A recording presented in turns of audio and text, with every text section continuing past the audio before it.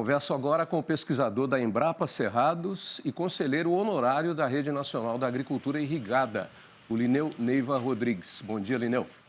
Bom dia, Otávio. Prazer estar aqui falando com você. Bom, você sabe que nós recebemos no jornalismo muitas pautas, né? E elas são filtradas por ordem de interesse. E a minha produtora ali, a Malu, ela disse, Otávio, eu preciso perguntar um negócio para você sobre uma pauta aqui que eu estou em dúvida, porque nem sempre as pessoas acham que a pauta vale a pena, né?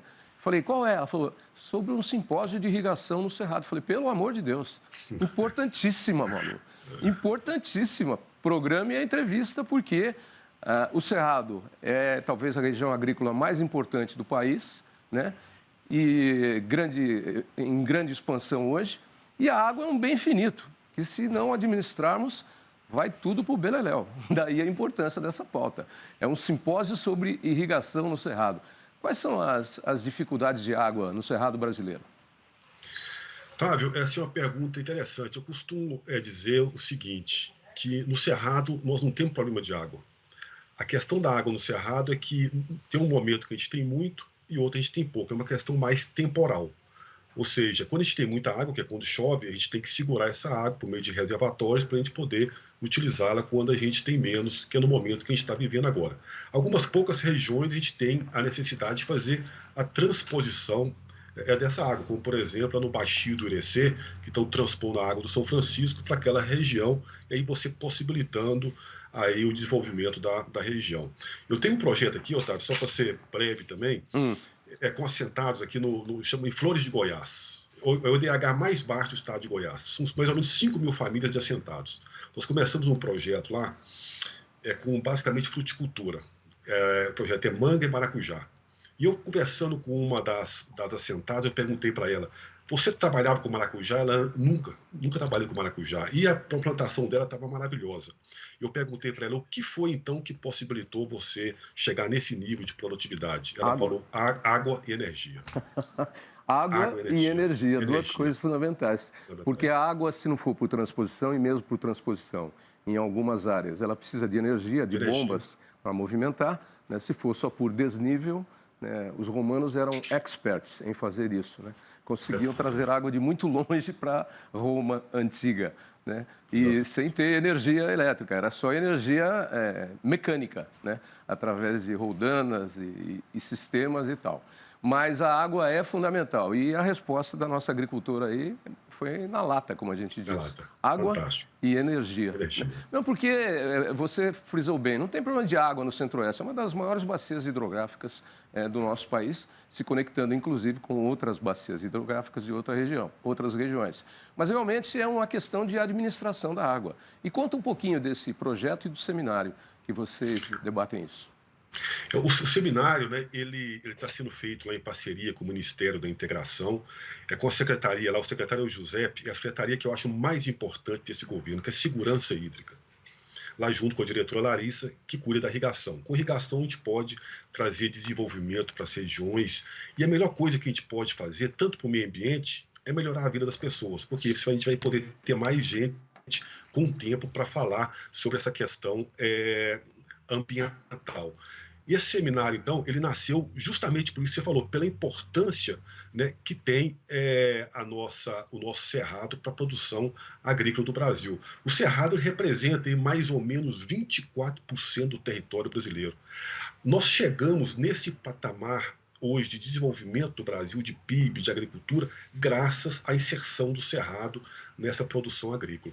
Então, as pessoas começaram a identificar que um dos grandes problemas do Cerrado era um pouco a falta de planejamento, e para a gente poder planejar, a gente precisava ter dados. Nós sempre tivemos muito poucos dados no Cerrado. Então, a ideia desse livro, conversando com vários especialistas, são mais de 15 autores de capítulos desse livro, levantando os principais temas que pudessem viabilizar uma produção, o desenvolvimento da agricultura irrigada nos Cerrados. Nós identificamos, precisamos de consolidar algumas informações como base de dados para que os gestores possam ter em um único lugar essa informação. E com isso nasceu a ideia, junto lá com o Giuseppe, com a Larissa, no Ministério da Integração, de a gente fazer esse seminário no dia 15, que mostrar que a agricultura irrigada no Cerrado ela pode desenvolver, reduzindo essa questão da incerteza do clima, porque com essa questão climática hoje existe muita incerteza na produção de sequeiro, e a agricultura irrigada ela traz alguns benefícios, e entre eles essa questão de reduzir a incerteza do clima e trazer uma estabilidade maior para a produção. E a necessidade de irrigação ou do recurso hídrico é cada vez maior. Você falou em culturas de sequeiro. Tem o trigo de sequeiro, por exemplo, no centro-oeste. Tem o arroz de sequeiro no centro-oeste e várias outras culturas que precisam da água na forma de irrigação. E junto com a produção de alimentos, no caso aí de grãos e outros produtos, a pecuária também se solidificou no centro-oeste brasileiro. E agora nós temos um crescimento muito grande da avicultura também, que deve se solidificar. Para tudo isso você precisa produzir alimento, né? Porque para produzir proteína animal tem que ter grãos e água também. Com certeza, Otávio. E quando eu voltei dos Estados Unidos em 2001, eu falava assim, irrigar soja. O pessoal ria, não se irriga soja, não existe isso. E hoje é a cultura aí que o pessoal tem procurado irrigar, porque se planta soja em novembro, em grande parte do Cerrado, exceção lá do Tocantins, da Lagoa da Confusão, é onde começa o período da chuva, mas a chuva tem ficado incerta, né? Os veranicos têm ficado maior, a chuva tem ficado mais concentrada, então a gente está tendo a irrigação aí cada vez mais como um instrumento importante. E hoje se irriga tudo, né? Hoje se irriga fruticultura, cana-de-açúcar. Há um tempo atrás, as pessoas falavam, deixa chover, vou botar irrigação na cana-de-açúcar, para com isso. Café, né? Tudo se irriga hoje, porque você pode controlar e administrar a água. Eu tenho eu tenho várias passagens de muitas coisas que eu vi, mas uma que eu não esqueço era uma época que estava um calor lascado e eu ia voltando do Paraná, passei por Ourinhos e ia em direção a Marília. E tinha muito cafezal e muita lavoura seca, completamente seca naquela BR-153. E depois passei uns dias com a família em Marília e voltando para São Paulo, eu passei em Garça, na beira da Marechal Rondon, os cafezais da Gar Café, né? E aí, por quê? Verdinhos, verdinhos, verdinhos, verdinhos. Por quê? Irrigação, lógico. Exatamente. Quando você observa, hoje a gente precisa pegar um avião e olhar para baixo, você vê sempre aqueles grandes círculos, né? Que são os pivôs centrais aí irrigando e produzindo alimento. O alimento no Cerrado, nessa época, ele é todo irrigado. E você falou uma coisa interessante. Fruticultura e hortaliças é quase 100% irrigado. E quando a gente fala no pequeno produtor, o pequeno produtor ele tem que ser viabilizado por meio de hortaliças, fruticultura, então tem que ser irrigado. A irrigação traz desenvolvimento, ela melhora a qualidade de vida. Então eu acho que esse seminário, realizado junto com o MDR, ele tem muito para dar uma grande contribuição para se desenvolver a agricultura irrigada nessa região e contribuir para a produção de alimentos.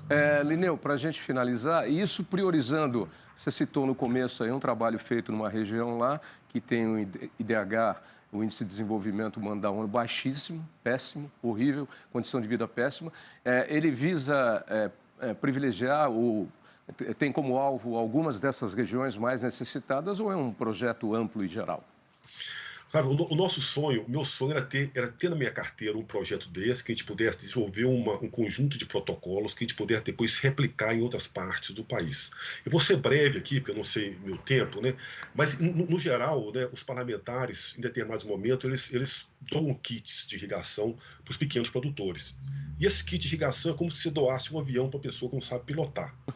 Então, o que a gente quer fazer é ensinar e criar um grupo de protocolo para que essas pessoas possam, que esses equipamentos possam realmente ser úteis após a vigência de quando esses parlamentares doam o equipamento. Não é só doar. O que fazer com esse equipamento? E são pequenos produtores. Então, a gente está capacitando, criando os protocolos, as ferramentas. É basicamente fruticultura, começou com manga e maracujá.